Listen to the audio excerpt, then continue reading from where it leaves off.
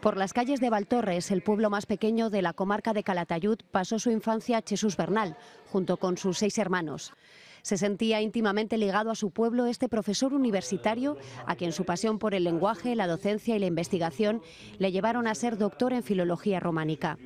De ahí también su amor por las lenguas aragonesas y todo lo relacionado con la comunidad.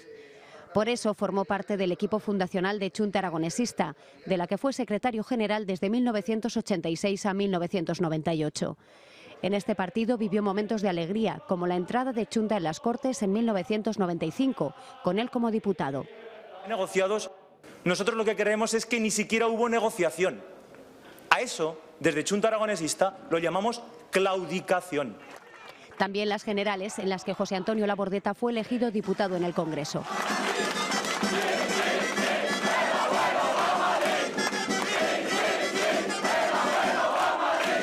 Casado y padre de 3 hijos, fue el candidato de Chunta a presidir el Parlamento aragonés durante 4 legislaturas. 16 años en los que defendió el Ebro del trasvase, propugnó una nueva cultura del agua, luchó por la dignificación del aragonés, por una reforma avanzada del Estatuto de Autonomía y reivindicó una mayor presencia de Aragón en los foros políticos, sin olvidar su rica historia como pueblo. Así se despedía de las Cortes en 2011. Ha sido para mí un honor estar aquí estos años, un honor que ha respondido a un compromiso personal y colectivo.